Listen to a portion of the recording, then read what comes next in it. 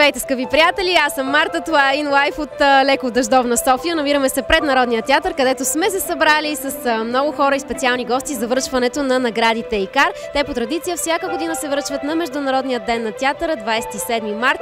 Честит празник на всички актьори и лично на мен, тъй като аз съм си актриса по едно от образованията си, а и по душа и сърце, но днес в ролята си на журналист ще поразпитам идващите по червения килим. В момента пристигат номинираните, които са посрещнати на входа.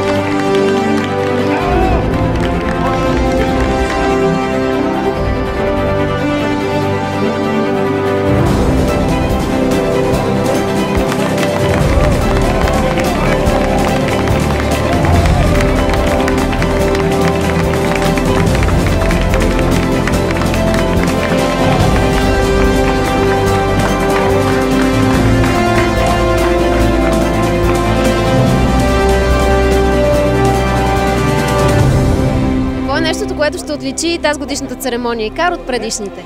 Ами най-вече мотото на церемонията. Всяка година ние имаме мото на нашата церемония. Тази година мотото на церемонията е "Има думата театъра". Тоест, колеги ще поздравяват колегите си в театралната зала на Народния театър Иван Вазов, както и в цяла България театралната зала.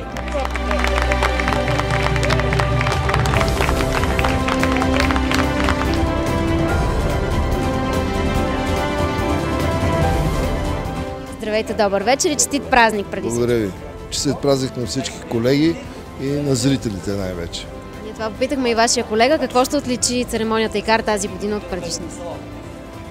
Тази година думата има театъра. Колеги от различни театри ще поздравяват своите колеги, ще поздравяват публиката.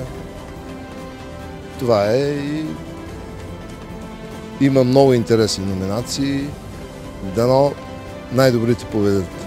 А как ще коментирате това, че повечето от номинациите на театри, които са извън София, са в категории като куклен театър, дебют, а не в основните? То зависи от сезона, в кой театър какви постижения е имало. В интерес на истината, в последните години кукленият театър има едно много бурно развитие и това се разбира и по номинациите.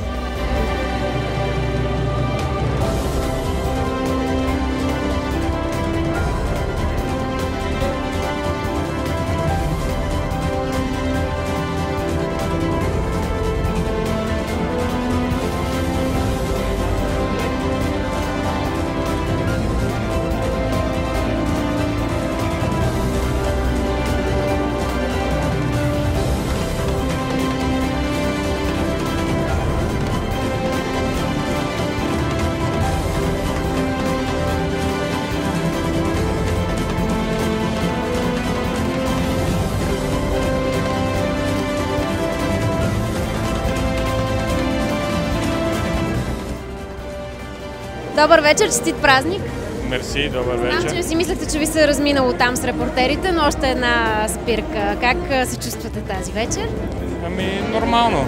Много шумът, бе, много се свири. Много шумът, аз изобщо нямам намерение да ви... Цонко!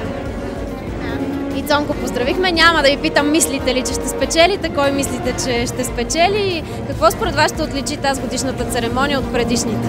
Не помня нито предишната, нито която и да е била друга. Пожелавам ви да запомните тази. Хубави са коктейлите след това. Коктейлите, добре, ще имам предвид. Да помним церемонии, по-хубаво да помним прекарвания си. Много добра сентенция, хубаво вече.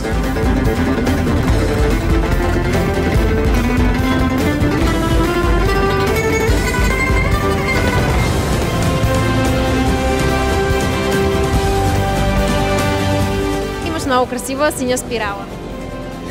Благодаря.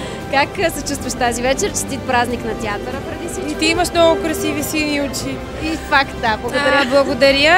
Аз имах честа, трябваше да съм с госпожа Цветана Манева, но тя нещо в последния момент като Тя е моята любима преподавателка от университета. Аз съм завършила при нея и много исках да видя, но... Тя няма да успее и аз всъщност... Не ти ли каза нещо да предадеш от нейно име? Каза ми да предам, че сте страхотна медия и че работите страхотно и ви желаем все повече и повече успех. Лично аз ви познавам много добре. Много благодарим.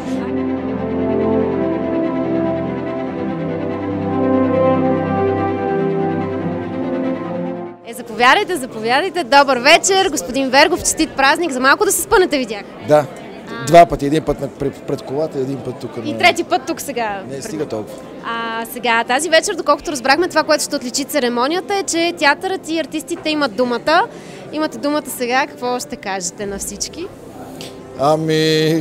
Какво да кажа на всички? Не знам колко време ще имаме за думата, иначе аз мога да разкажа доста неща.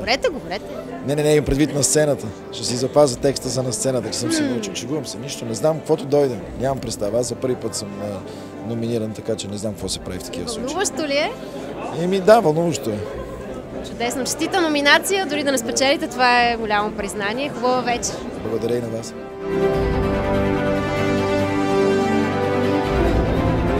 Здравейте сега, честит празник преди всичко.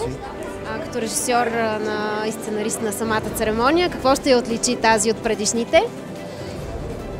Гостуването на трупи от цялата страна. Има фрагменти от спектакли на Старозагорския куклен театър, на Варненския куклен театър, на Смоленския театър, на театър зад канала. Това е по-различното, но иначе театър. Радваме се, че в този ден, така се казва и церемонията, има думата театъра. Говорят не критиците, а артистите. Ние попитахме Юлиан Вергов той какво мисли да каже. Той каза, че идея си няма и каквото дойде на момента.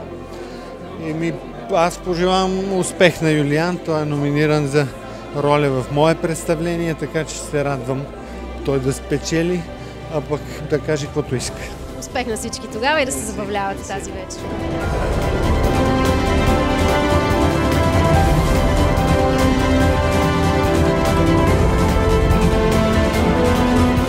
Как се чувствате? Честит празник? Много добре, да. Благодаря. Така, приповдигнато, развълнувано. Хубав празник, хубав. Тази вечер и от Стоян Радев разбрахме, театърът и актьорите имат думата. Какво имате вие да кажете? То се вижда в спектаклите. Ние сме проводник на автора и на режисьорската идея. Никакви интервюта не могат да кажат повече от Шекспир, Чехов. Значи просто хората да ходят на театър. Да. Хората да ходят на театър, доколкото е възможно. Успех и се забавлявайте.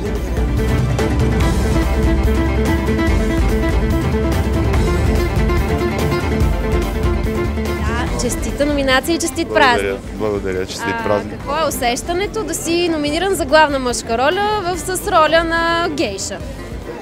Особено. Главна мъжка с женска роля. Особено е.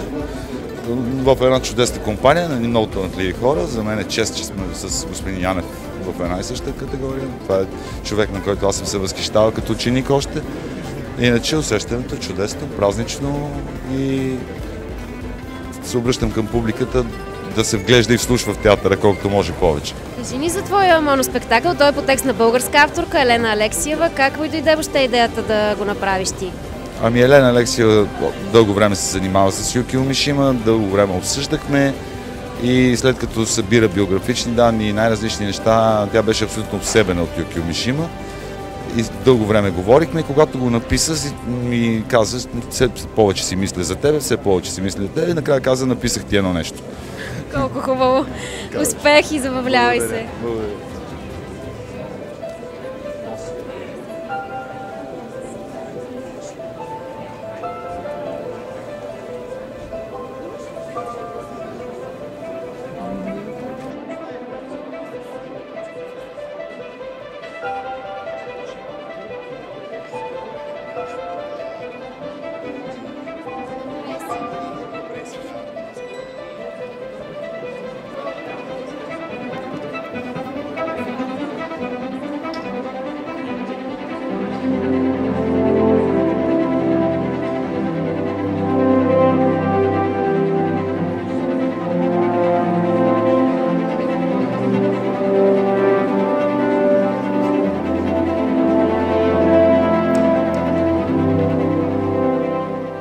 Теди Москов взе Икар за най-добър спектакъл за каквато ти ме искаш, като постановката беше отличена и за сценографска среда. Мари Росен заслужи наградата за режисура за влиянието на гама лъчите върху лунните невени. Спектакълът донесе и отличие за водеща женска роля на Ана Вълчанова. Икар 2015 за водеща мъжка роля взе Марин Янев за Вятърът в тополите. Така завършва репортажът на InLife от наградите Икар 2015, където театърът имаше думата. Пожелаваме на театъра да има думата и занапред и честит празник!